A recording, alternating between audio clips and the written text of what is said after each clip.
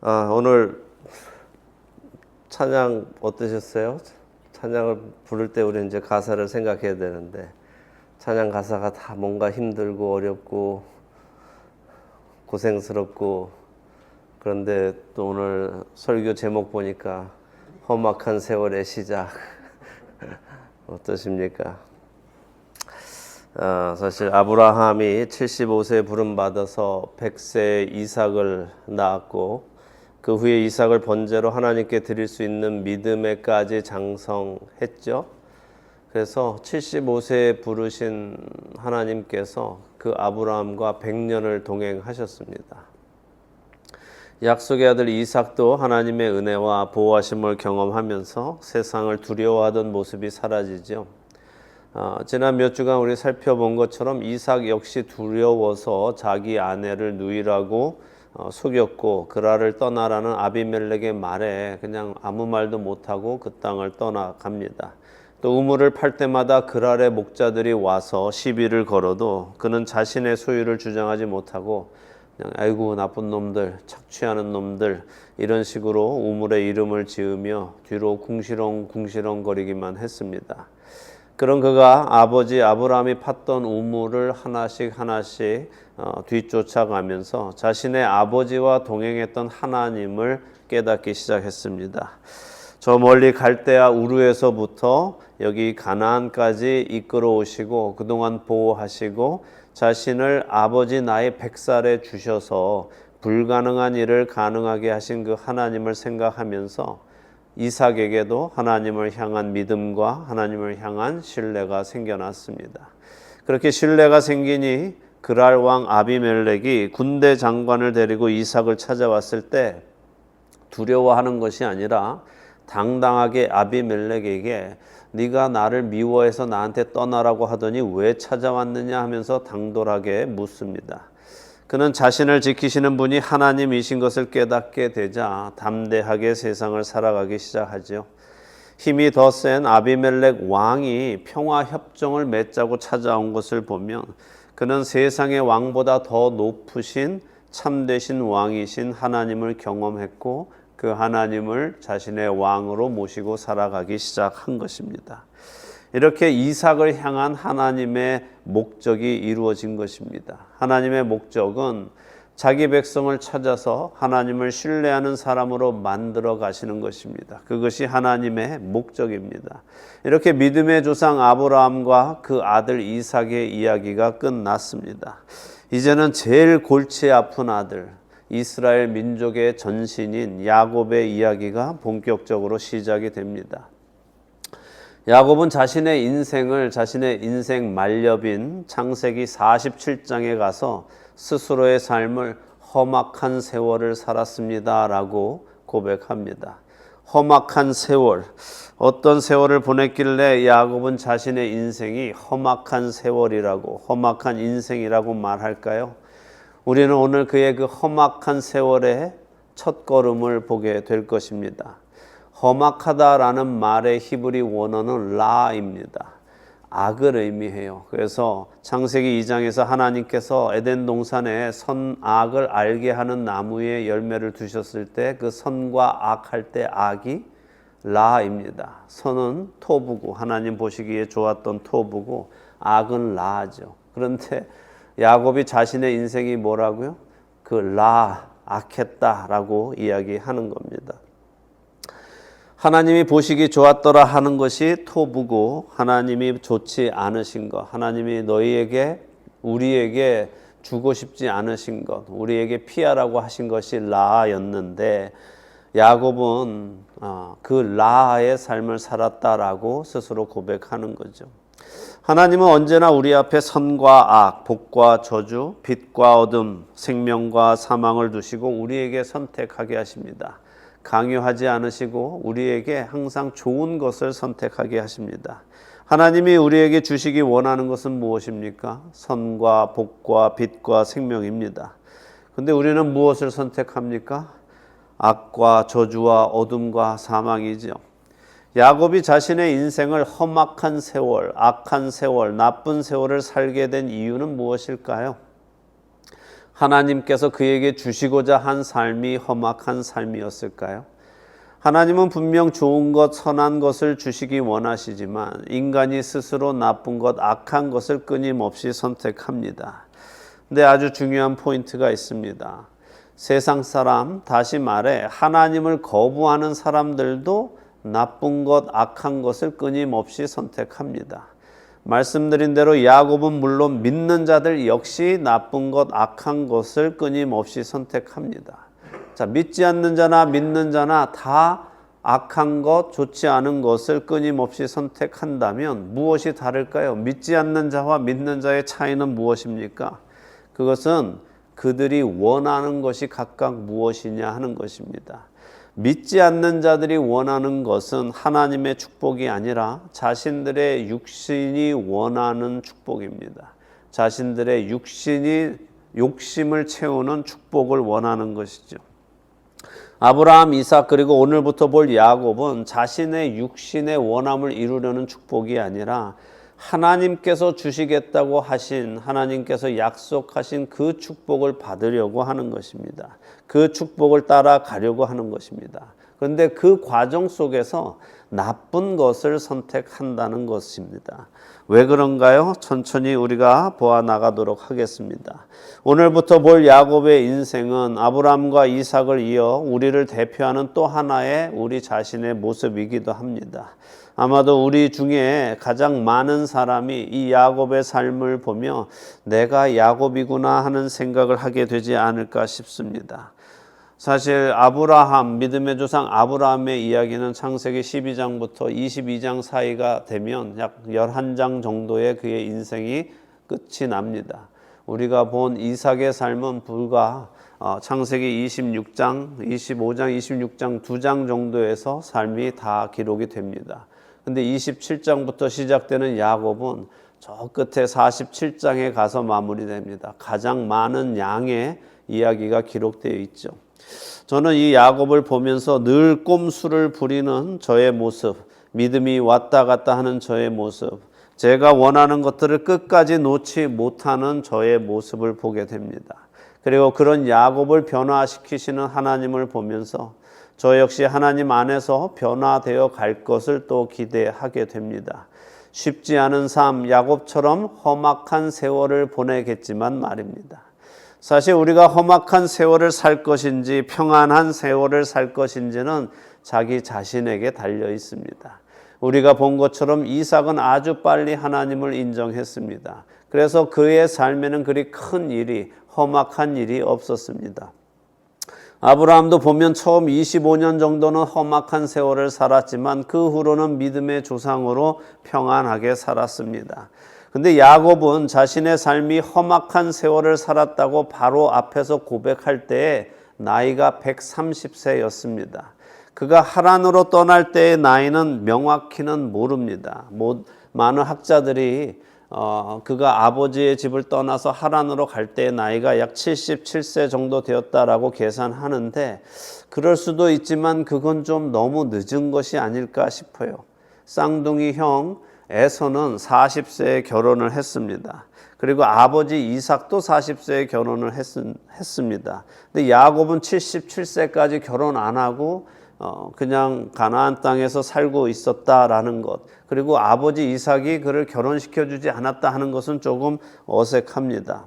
그러나 77세에 떠났다 하더라도 야곱은 53년의 험악한 세월을 산 것이고, 만일 형과 비슷한 나이 40대 초반 혹은 중반쯤에 하란으로 떠났다라고 한다면 그는 거의 90년의 험악한 세월을 살게 된 것입니다. 그럼 왜 야곱은 이렇게 험악한 세월을 보내는가? 왜 그는 이 험악한 세월의 발걸음을 내딛는가? 성경을 통해 그 사실을 깨달아 보도록 하겠습니다. 창세기 27장 1절에서 13절입니다. 창세기 27장 1절에서 13절 우리가 함께 읽겠습니다. 이삭이 나이가 많아 눈이 어두워 잘 보지 못하더니 맏아들 에서를 불러 이르되 내 아들아 하매 그가 이르되 내가 여기 있나이다 하니 이삭이 이르되 내가 이제 늙어 어느 날 죽을는지 알지 못하니 그런즉 내 기구 곧 화살통과 활을 가지고 들에 가서 나를 위하여 사냥하여 내가 즐기는 별미를 만들어 내게로 가져와서 먹게 하여 내가 죽기 전에 내 마음껏 내게 축복하게 하라. 이삭이 그의 아들 에서에게 말할 때에 리브가가 들었더니 에서가 사냥하여 오려고 들로 나가매 리브가가 그의 아들 야곱에게 말하여 이르되 내 아버지가 내 형 에서에게 말씀하시는 것을 내가 들으니 이르시기를 나를 위하여 사냥하여 가져다가 별미를 만들어 내가 먹게 하여 죽기 전에 여호와 앞에서 내게 축복하게 하라 하셨으니 그런즉 내 아들아 내 말을 따라 내가 내게 명하는 대로 염소떼에 가서 거기서 좋은 염소 새끼 2마리를 내게로 가져오면 내가 그것으로 내 아버지를 위하여 그가 즐기시는 별미를 만들리니 내가 그것을 내 아버지께 가져다 드려서 그가 죽기 전에 내게 축복하기 위하여 잡수시게 하라. 야곱이 그 어머니 리브가에게 이르되 내 형 에서는 털이 많은 사람이요 나는 매끈매끈한 사람인즉 아버지께서 나를 만지실진데 내가 아버지의 눈에 속이는 자로 보일지라 복은 고사하고 저주를 받을까 하나이다. 어머니가 그에게 이르되 내 아들아 너의 저주는 내게로 돌리리니 내 말만 따르고 가서 가져오라. 아멘. 자, 이삭이 나이가 많다라고 하죠. 그래서 눈이 어두워서 잘 못 본다고 합니다. 이삭이 몇 살쯤 되었을까요? 이삭이 40살에 결혼했고 60살에 에서와 야곱을 낳았습니다. 근데 앞장인 26장 끝부분에 보면 에서의 결혼 이야기가 나오는데요. 26장 34절, 35절 읽어드릴게요. 에서가 40세에 헷족속 부에리의 딸 유딧과 헷족속 멜론의 딸 바스닷을 아내로 맞이하였더니 그들이 이삭과 리브가의 마음에 근심이 되었더라 라고 합니다. 자, 에서가 40살에 헷족속 그러니까 가나안 여인 유딧이라는 여인과 바스맛이라는 여인 둘을 아내로 삼았습니다. 큰아들이 결혼을 했으면 부모님이 기뻐해야 하는데 부모님이 어때요? 마음에 근심했어요. 그죠? 왜 근심이 됩니까? 큰아들이 장가 갔는데 왜 근심이 돼요?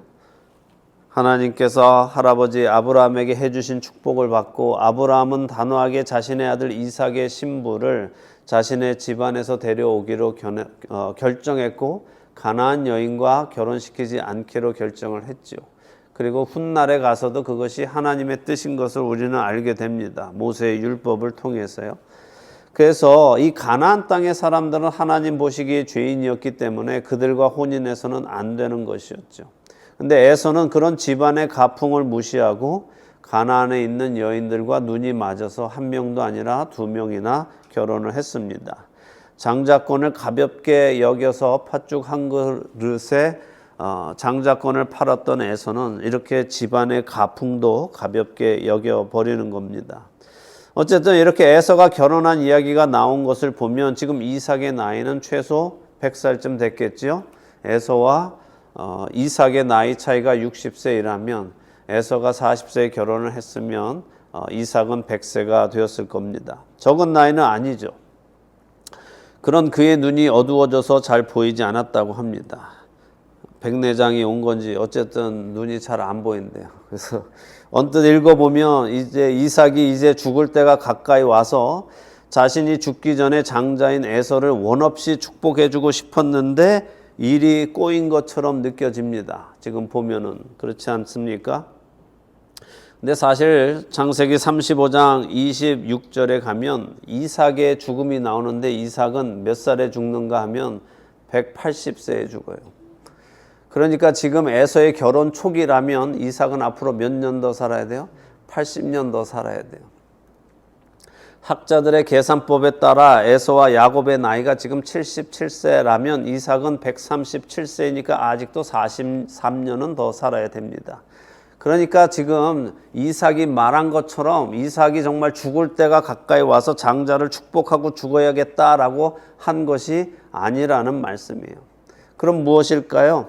사실 여기 이 창세기 27장을 읽어보면 반복돼서 나오는 단어가 몇 가지 있습니다.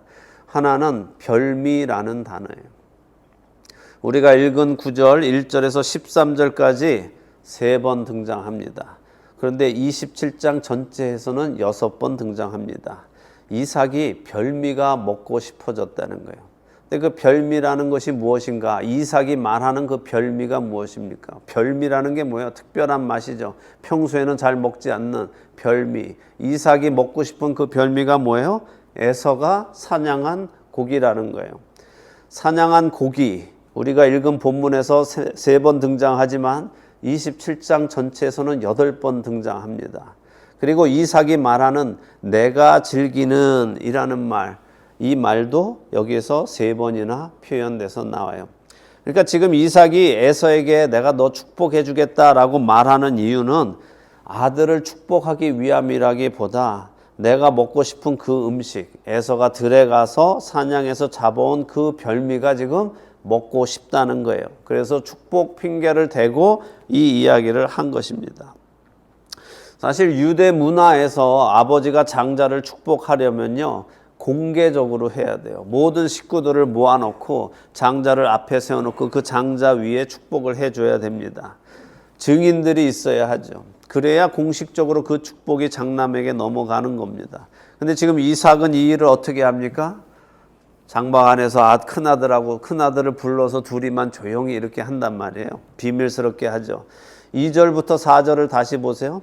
내가 이제 늙어 어느 날 죽을는지 알지 못하니 그런즉 내 기구 곧 화살통과 활을 가지고 들에 가서 나를 위하여 사냥하여 내가 즐기는 별미를 만들어 내게로 가져와서 먹게 하여 내가 죽기 전에 내 마음껏 내게 축복하게 하라. 자, 이삭은 아주 조용하게 에서에게 가서 이 아버지 좋아하는 음식을 좀 만들어 와. 보세요. 생각해 보세요. 이삭이 얼마나 부유합니까? 이삭의 집에 고기가 없겠어요?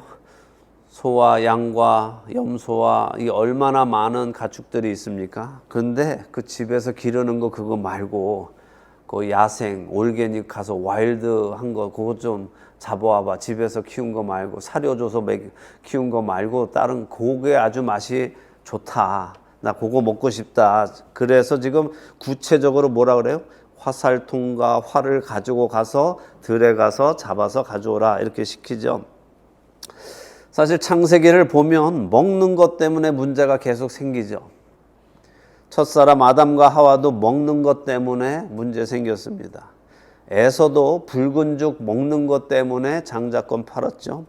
이제부터 시작되는 이 문제도 사실은 이삭이 먹고 싶은 거 그거 조용히 먹고 싶어서 시작되는 일이죠. 사실 이 먹고 싶은 것을 자기 아내한테 얘기하면 되잖아요. 리브가한테. 그런데 이것을 리브가한테 시키면은 집에서 뭐 어떤 또 가축 중에 하나 잡아서 줄까봐 아들한테 그것을 시키는 겁니다. 그래서 이 먹는 것을 항상 경계해야 합니다. 요즘 세상 보세요. 먹는 것에 온통 관심이 쏠려 있죠. 각종 쇼 프로그램도 요리 프로그램이 전 세계적으로 인기입니다. 자, 옛날에는 먹을 것이 없어서 무엇을 먹을까, 어떻게 살까 고민했는데 요즘은 먹을 것이 너무 많아서 무엇을 먹을까 고민합니다. 반대가 됐죠. 예수님 말씀하셨어요. 무엇을 먹을까 염려하지 말라고요. 먹을 것이 있든 없든 우리는 염려하지 말아야겠습니다. 있는 대로 먹고 사는 훈련을 해야겠습니다. 어렵죠. 이왕이면 맛있게 먹고 싶죠. 그리고 누가 맛있는 거 먹었다면 나도 그거 꼭 먹고 싶죠. 그런데 우리 그리스도인들은 내 원하는 것들을 다 이루기보다 주님께서 무엇을 원하시는지 생각하며 살아가야 되겠습니다. 더 나아가서 우리가 먹고 마셔야 할 것은 그리스도의 몸과 피입니다. 그분을 먹고 마시며 사는 우리가 되기를 바랍니다. 리브가는 이삭이 에서를 불러서 이 이야기하는 것을 들었습니다. 그리고는 야곱을 부르죠. 사실 리브가는 누가 장자의 축복을 받을 것인지 이미 알고 있었죠. 왜요? 하나님께서 말씀해 주셨으니까. 임신했을 때 하나님께서 리브가가 임신해서 뱃속에 아이가 있을 때 하나님이 너 뱃속에 두 민족이 있고 큰 자가 작은 자를 섬길 것이다 라고 말씀하셨기 때문에 리브가는 야곱이 장자의 축복을 받을 것을 알고 있었습니다. 그런데 그 말을 리브가가 이삭한테는 말하지 않은 것 같아요. 왜냐하면 이삭은 여전히 에서를 장자로 생각하고 있으니까요.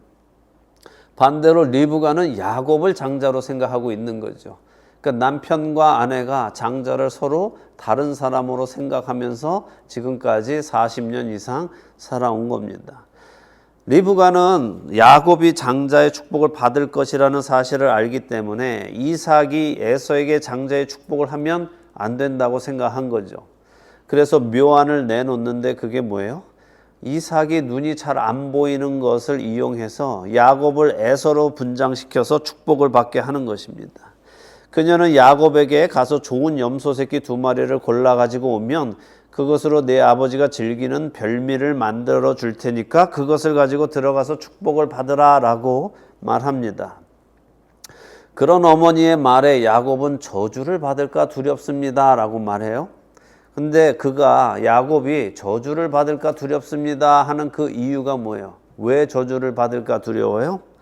어머니, 이렇게 해서는 안 되는 일이죠. 어떻게 아버지를 속입니까? 아버지를 속이는 일은 옳지 않습니다. 그 아버지를 속이는 일은 저주를 받을 일입니다 라고 말하는 게 아니죠. 야곱은 지금 왜 저주를 받을까 두렵다는 거예요? 걸리면 문제라는 게 걸리면. 아버지 속이는 것 자체는 문제가 아닌데 속이다가 걸리면 문제라는 거죠. 그죠?